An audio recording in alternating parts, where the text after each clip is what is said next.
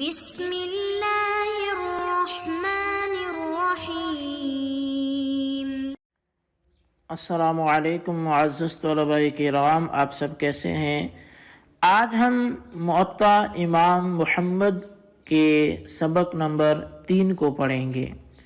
اور آج کے ہمارے سبق کا عنوان ہے پہلی حدیث۔ آج کے ہمارے سبق میں ہم کتاب الصلاۃ کی وقوت صلاۃ کی کتاب الصلاۃ کے اندر جو باب وقوت صلاۃ ہے، تو اس وقوت صلاۃ کی پہلی حدیث کو پڑھیں گے، اور پھر اس پر کلام آئندہ بھی جاری رہے گا۔ تو بہرحال پہلی حدیث کو ہم آج پڑھنے کی سعادت حاصل کرتے ہیں۔ تو بلا تاخیر ہم پہلے عبارت پڑھ کے اس کا ترجمہ کرتے ہیں، پھر اس میں جو باتیں ہیں، فوائد و قیود ہیں، ان کو بھی ذکر کرتے ہیں۔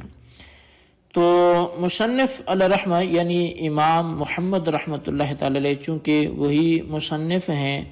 اور اپنی ہی سند سے اسے بیان کریں گے جو آپ نے امام مالک رضی اللہ تعالیٰ عنہ سے لی ہے۔ تو قال محمد بن الحسن،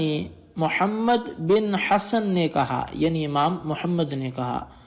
اخبرنا مالک بن انس، یہ ہمیں خبر دی مالک بن انس نے، عن یزید بن زیاد،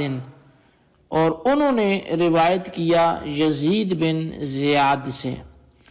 مولا بنی ہاشم، اور یزید بن زیاد جو ہیں یہ بنی ہاشم کے آزاد کردہ غلام ہیں، عن عبداللہ ابن رافع، اور یہ یزید بن زیاد روایت کرتے ہیں عبداللہ بن رافع سے،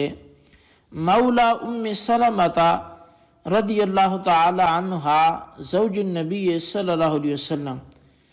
اور ابو رافع جو ہیں یہ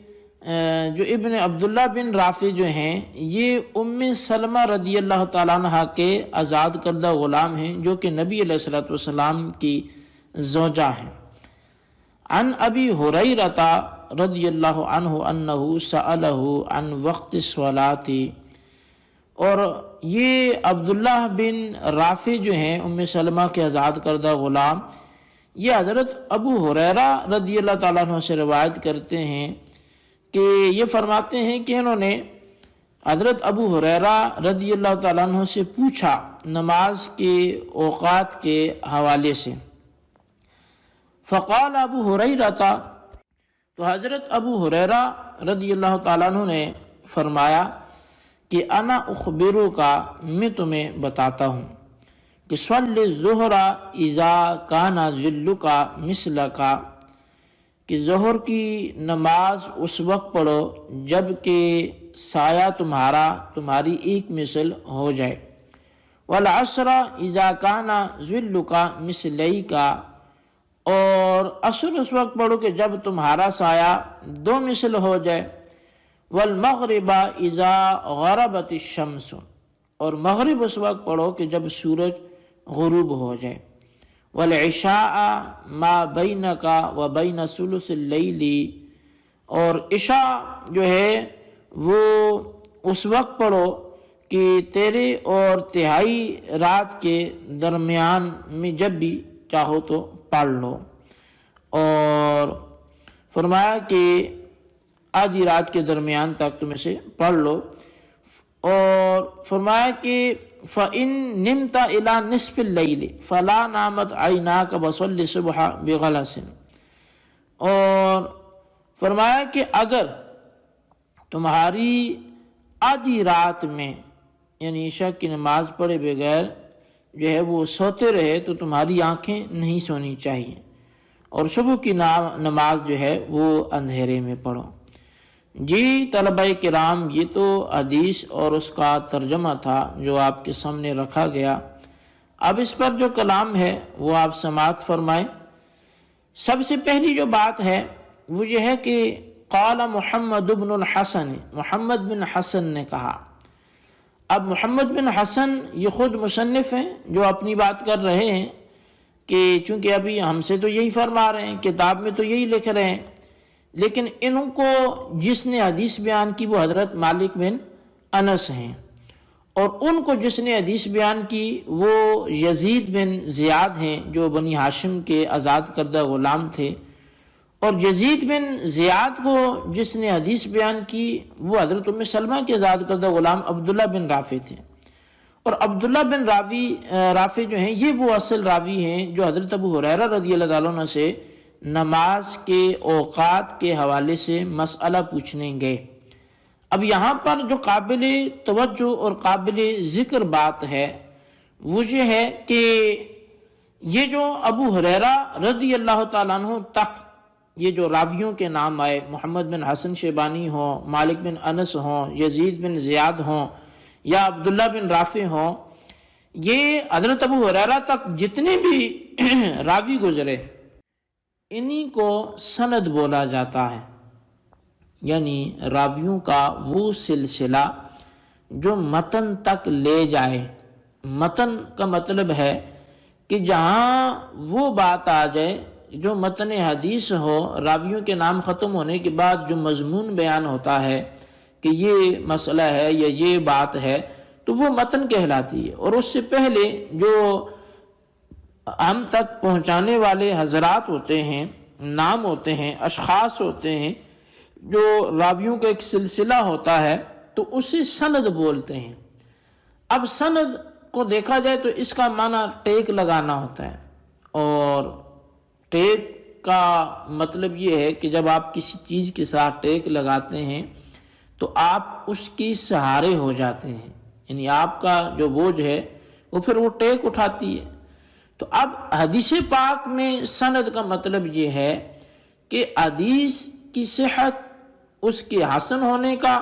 اس کے صحیح ہونے کا، اس کے ضعیف ہونے کا، اس کے معروف منکر شاذ، یہ سارے جو اوصاف ہم اصول حدیث میں پڑھتے ہیں ان سب کا مدار جو ہوتا ہے وہ سند حدیث پہ ہوتا ہے۔ یعنی حدیث کی سند کو دیکھا جاتا ہے کہ سند میں جو راوی ہے وہ کوئی مجہول نہ ہو، سند میں جو راوی ہے وہ کہیں ثقہ کی مخالفت میں نہ ہو، سند میں جو راوی ہے وہ اتصال کی کیفیت میں ہو، سند میں جو راوی ہے وہ منکر یا متہم بالکذب یا وہ وضاع یا وہ اس طرح کا کوئی اور نقص اس میں، غیر عدل، غیر اتقان، عدم ضبط، یہ چیزیں اس راوی میں نہ ہوں۔ تو اب یہ ساری چیزیں ان راویوں میں دیکھی جاتی ہیں۔ جب راوی نکھر کے سامنے آ جائیں، جب راوی میں کوئی خامی نہ رہے، جب راوی میں کوئی نقص نہ رہے تو بات کلیئر ہو جاتی ہے کہ اب راوی چونکہ اس کا وہ بالکل عادل بھی ہے، ضابط بھی ہے، سند بھی متصل ہے، وہ شاذ بھی نہیں ہے، معلول بھی نہیں ہے۔ اب وہ جو اصول حدیث میں پھر آپ تعریفات پڑھتے ہیں، ان کی شرائط پڑھتے ہیں حدیث کے صحیح ہونے کے لیے، حسن ہونے کے لیے، ضعیف ہونے کے لیے، تو اب یہ سارا کچھ جو ہوتا ہے وہ حدیث کی سند کے حوالے سے ہوتا ہے، وہ انہی راویوں کے بارے میں ہوتا ہے کہ جب ان پر اعتماد آ جائے گا تو رسول اللہ کے فرمان میں تو شک کی گنجائش ہی نہیں ہے۔ لیکن رسول اللہ کا فرمان جو ہے وہ ٹیک لگائے ہوتا ہے ان راویوں پر، یعنی راوی اگر صحیح ہوں گے تو وہ بات ٹھیک کر رہے ہوں گے، وہ رسول اللہ سے وہ بات ثابت ہوگی، اور جو بات رسول اللہ سے ثابت ہو جائے اس کے اندر کسی قسم کا تردد وہ محال ہے، اور ایمان سے دوری ہو جائے گی اگر اس میں بندہ تردد کرے۔ لیکن یہ جتنا کلام حدیث کی صحت ضعف پر ہوتا ہے یہ ثبوت حدیث کے طور پہ ہوتا ہے کہ وہ حدیث ثابت بھی ہے رسول اللہ سے یا ثابت ہی نہیں ہے، تو یہ اس حد تک ضروری بھی ہوتا ہے۔ تو لہٰذا ابو ہریرہ رضی اللہ تعالیٰ عنہ تک جو نام آئے، یا اس طرح ہم دیگر حدیث پڑھیں گے تو وہاں بھی ظاہر ہے یہ پہلے نام آئیں گے، تو اس لیے میں نے مناسب سمجھا کہ یہ بات ہم پہلے سے سمجھ لیں تاکہ آئندہ کے لیے پھر اسے دہرانے کی ضرورت نہ پڑے کہ جتنے بھی یہ نام استعمال ہوں گے وہ سند حدیث کہلاتے ہیں، اور حدیث کا جو سہارا ہوتا ہے وہ ان ناموں پر ہوتا ہے، ان کے انداز پر ہوتا ہے، اس معنی میں کہ حدیث کے ثبوت جو ہے وہ کس درجے کا ہے اور اس پر کس درجہ یقین کیا جا سکتا ہے۔ تو بہرحال اب یہ حضرت ابو ہریرہ رضی اللہ تعالیٰ عنہ سے حضرت عبداللہ بن رافع جو سوال کرتے ہیں نماز کی اوقات کے بارے میں کرتے ہیں، تو حضرت ابو ہریرہ رضی اللہ تعالیٰ عنہ فرماتے ہیں انا اخبرک کہ میں تمہیں بتاتا ہوں۔ اب عموماً جو حدیثیں ہم پڑھتے ہیں اس میں سے جو انداز ہوتا ہے وہ یہ ہوتا ہے کہ صحابی جب کوئی بات کرتے ہیں تو وہ کہتے ہیں جی میں نے رسول اللہ سے یہ سنا، رسول اللہ نے یوں فرمایا۔ تو یہاں پہ حضرت ابو ہریرہ رضی اللہ تعالیٰ عنہ نے یہ نہیں کہا کہ میں نے رسول اللہ سے کیا سنا یا انہوں نے کیا فرمایا، بلکہ فرمایا کہ میں تمہیں بتاتا ہوں۔ اور یہ بات آپ اصولاً اور قواعداً ایک اصل کے طور پہ اپنے ذہن میں بٹھا لیں کہ کوئی بھی صحابی جب وہ بات کرے کہ جو اپنی رائے جس میں شامل نہ کی جا سکتی ہو تو لا محالہ قطعی طور پر یقینی طور پر وہ رسول اللہ سے ہی بیان کر رہے ہوتے ہیں۔ یعنی جیسے ابو ہریرہ نماز کا وقت بیان کرتے ہیں تو نماز کے وقت کی تعین ابو ہریرہ خود سے تو نہیں کر سکتے، یہاں ان کی رائے کو دخل تو نہیں ہے، تو اس کا مطلب ہے کہ انہوں نے ضرور رسول اللہ سے سنا ہے اور اسی کو وہ آگے بیان کر رہے ہیں۔ تو بہرحال انہوں نے فرمایا کہ اخبرک میں تمہیں بتاتا ہوں، صلی ظہر نماز ظہر تم پڑھو جب تمہارا سایہ ایک مثل ہو۔ اب یہاں پر جو قابل توجہ بات ہے وہ یہ ہے کہ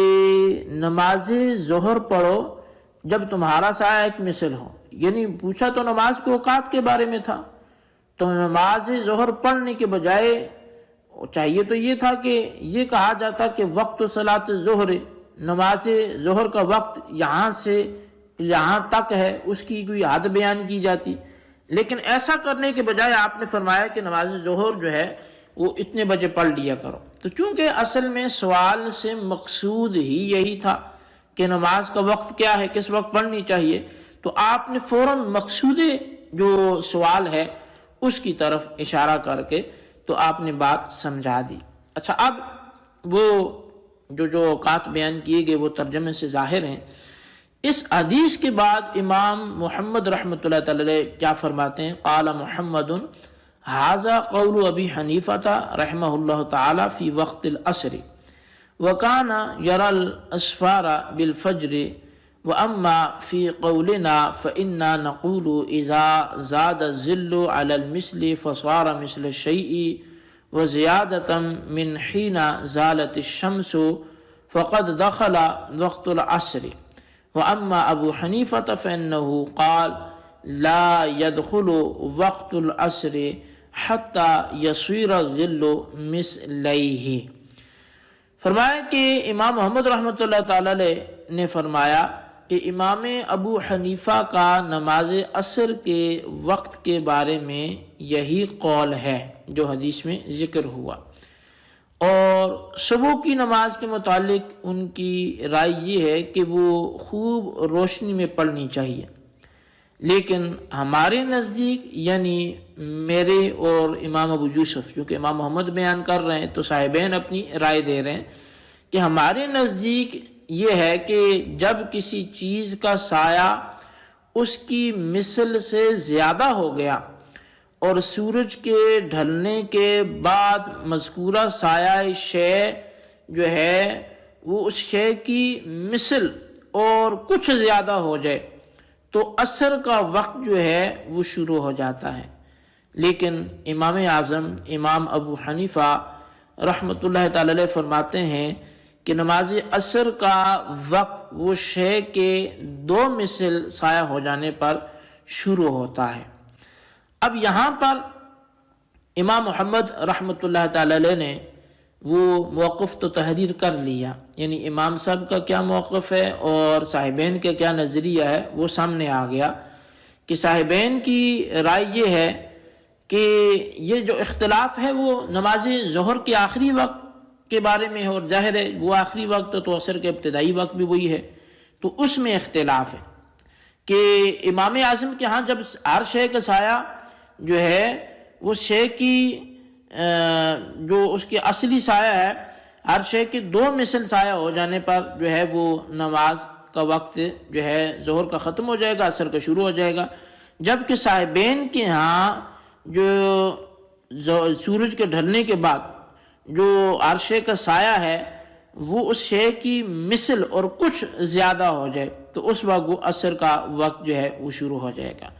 اس پر اب کیا کلام ہے، کیا دلائل ہیں، وہ انشاءاللہ آئندہ ہم اس پر گفتگو کریں گے۔ آج کے لیے اتنا ہی کافی ہے، اسے اچھی طرح سمجھیں اور اس کے خلاصے کو اپنے رجسٹر پر لکھیں۔ بالخصوص یہ بتائیں سند کا کیا تعلق ہوتا ہے حدیث میں۔ اور دوسرا سوال یہ ہے کہ جو